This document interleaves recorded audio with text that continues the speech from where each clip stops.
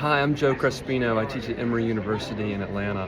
And my origin story as a Southern historian is that I grew up in Noxubee County, Mississippi, where my mother's side of the family has lived since the 1830s.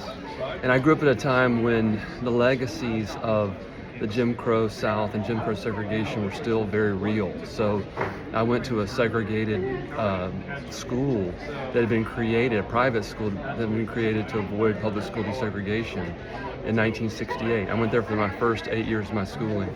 And it was a big deal when I had some black friends over to play in the driveway. They'd shoot basketball and the neighbors would complain.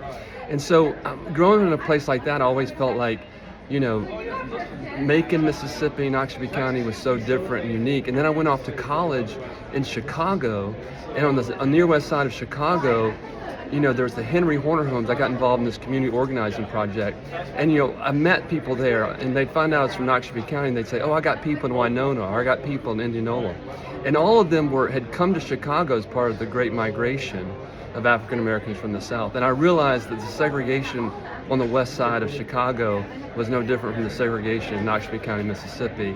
And I had to figure that out, and I wanted to write about the history of Mississippi and my home in a way that kind of connected it to the broader story of race and equality in American history. And so that's why I ended up studying Southern history.